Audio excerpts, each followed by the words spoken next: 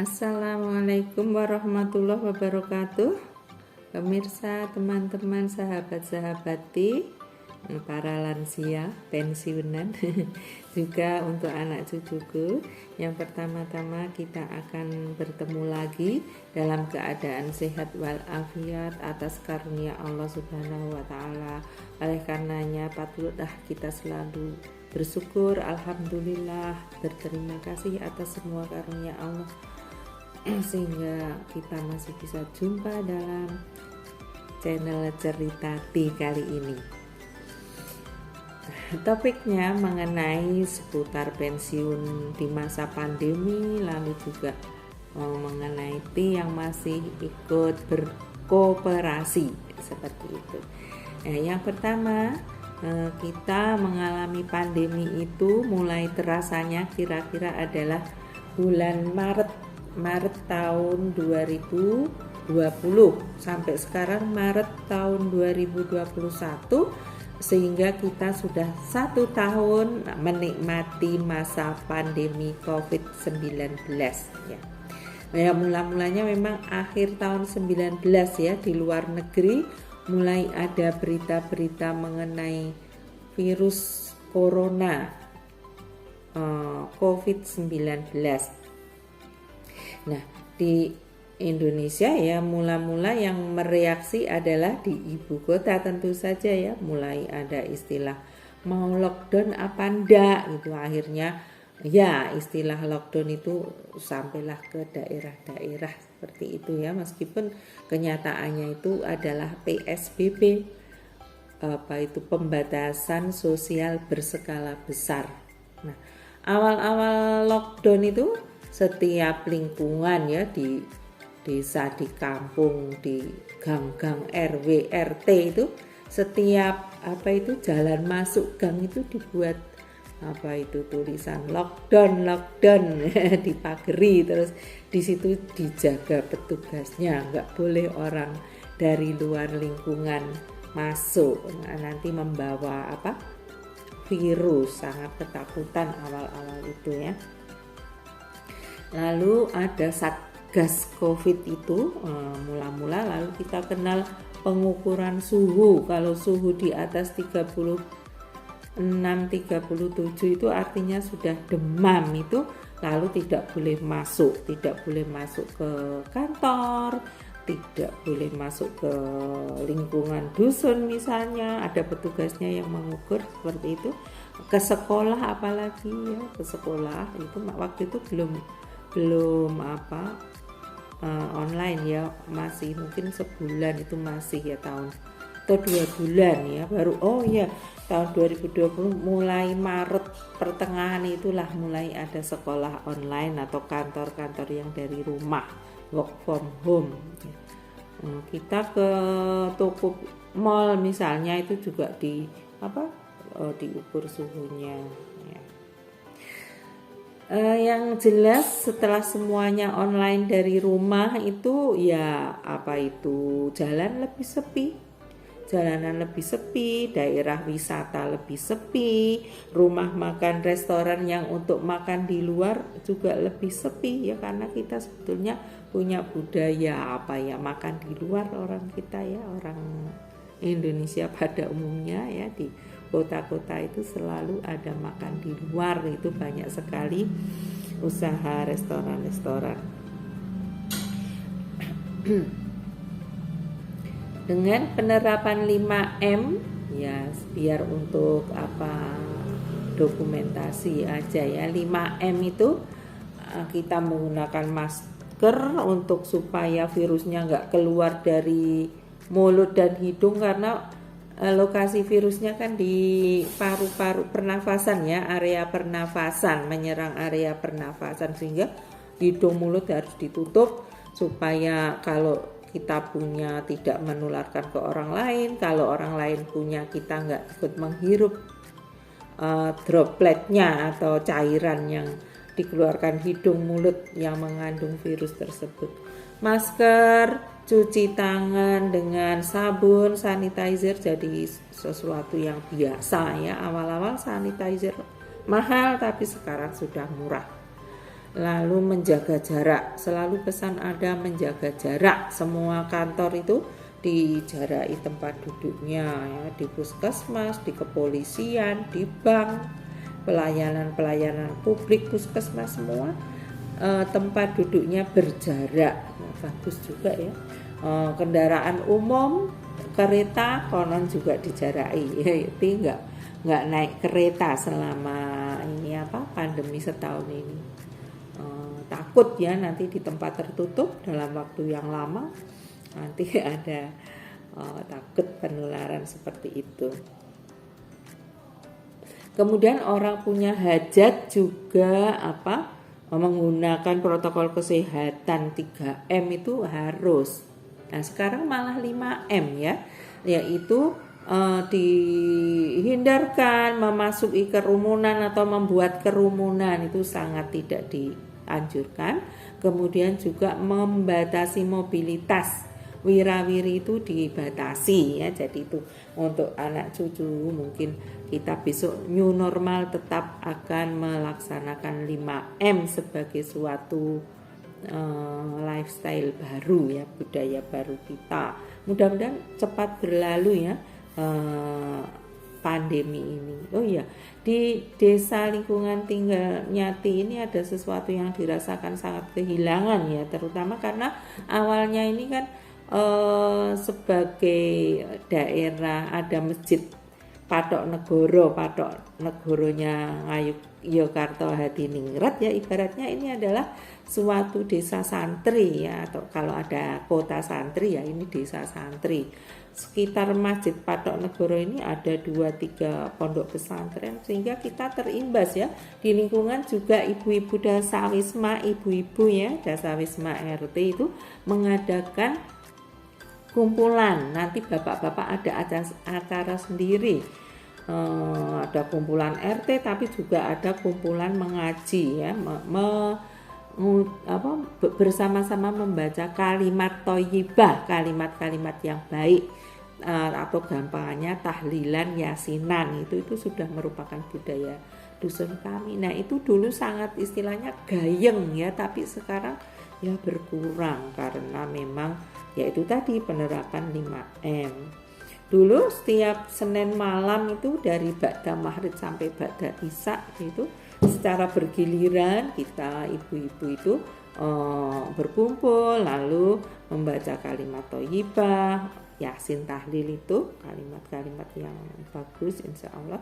Lalu ya terus ada makan snack seperti itu, satu kotak gitu, hanya sebentar ba'da maghrib sampai adzan isya selesai. Jadi membaca selesai ya sudah, berdoa bersama pulang. Jadi kita ada kesempatan untuk berkumpul, lihat-lihat kesehatan tetangga. Yang berkumpul berarti kondisi sehat semua, silaturahim seperti itu, sangat mesra lah waktu itu ya. Sekarang tidak ya.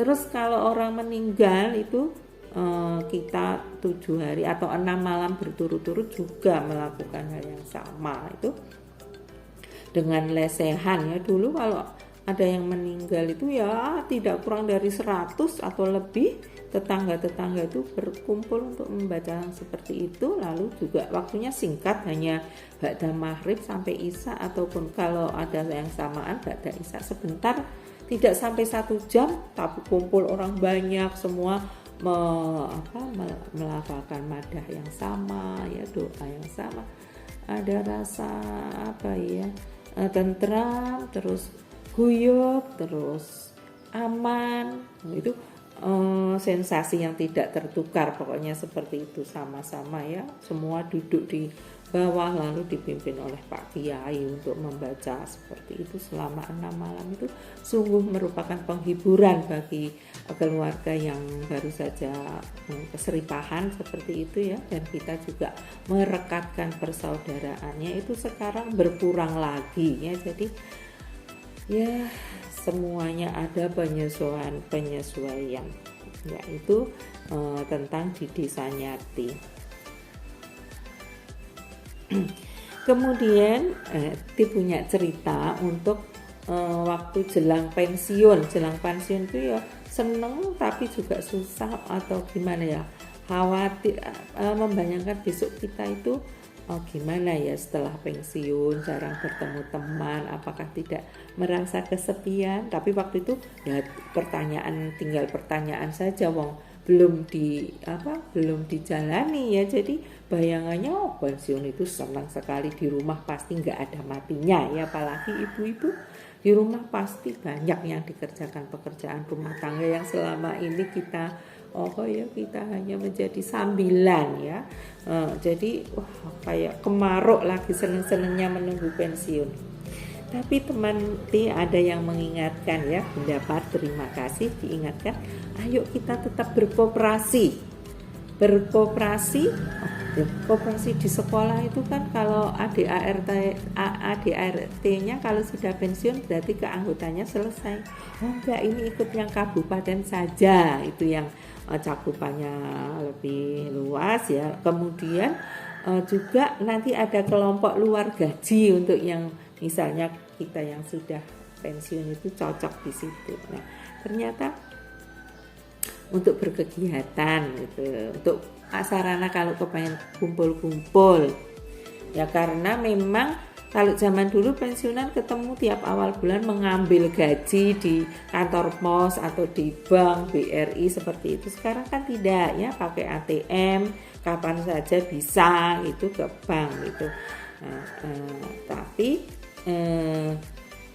Sehingga tidak ada lagi kumpul rutin awal bulan. Oleh karenanya dengan berkooperasi ini sangat berarti sekarang. Kita kalau mau membayar uang bulanan, iuran bulanan, bisa janjian menggunakan WA. Ayo kita tanggal ini ya sama-sama ke koperasi jam sekian. Nah, akhirnya ketemu di sana, bernostalgia, ketemu teman-teman baik yang masih aktif maupun yang sudah purna untuk bertemu lagi gitu ya.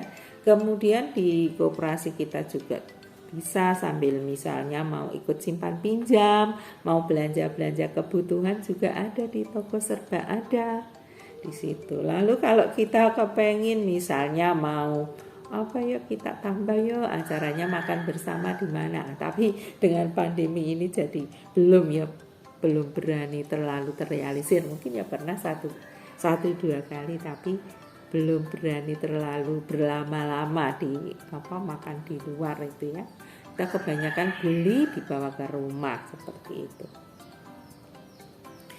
Jadi itulah cerita mengenai sekitar pensiun, pandemi, berkooperasi. Jadi intinya cerita ini ya, untuk sahabat-sahabat yang jelang pensiun, janganlah berhenti berkooperasi, masih sarana untuk bertemu dengan kawan-kawan, untuk sosialisasi, ada alasan keluar, meskipun sekarang selalu anjurannya adalah selalu stay at home seperti itu ya.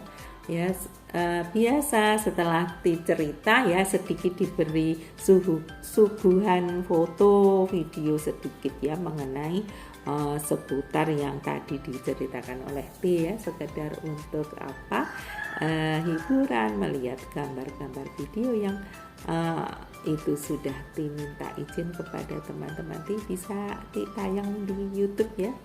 Terima kasih teman-teman, salam. Nah, ini pertemuan kami dengan teman-teman di koperasi yang periode bulan Maret ini. Mula-mula tentu kami merencanakan lebih dari 4, tetapi kenyataannya yang bisa bertemu saat itu adalah kami berempat. Ada yang sudah pulang, ada yang titip ya, karena satu dan lain hal itu kadang-kadang susah juga ya. Jadi tetap alhamdulillah bisa ketemu. Ini pemandangan kalau tadi di depan kantor, ini adalah dari atas. Ini Mas Garwo yang ngerekam ya. Ibu-ibu sedang belanja di toko kelontong, tokonya Koperasi Mekar ya. Nah, kalau kepengin yang perabotan tentu ada di tempat lain, juga ada arisan motor ada ini. Ti sedang membayar yang iuran bulanan itu, simpanan apa? Simpanan wajib ya. Ya.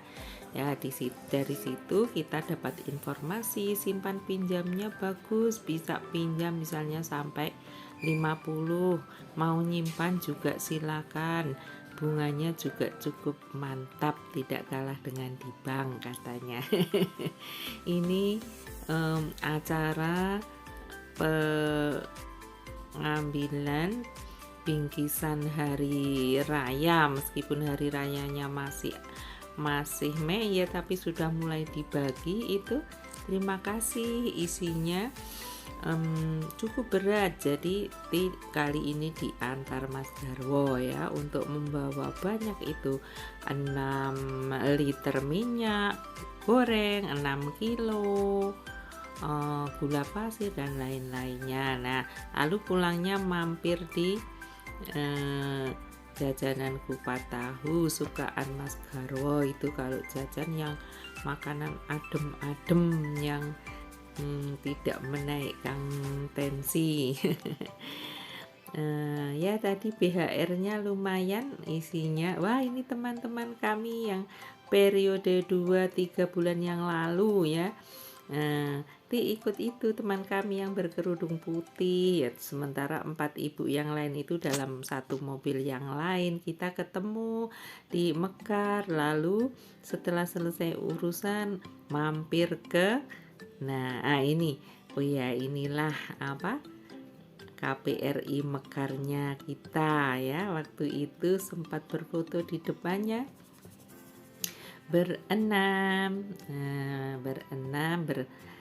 bersama-sama kita membayar iuran bulanan, lalu ketemuan, ngobrol-ngobrol, kangenan, lalu ya mampir di sate ya. Tapi cukup makan mentok, menu mentok ada.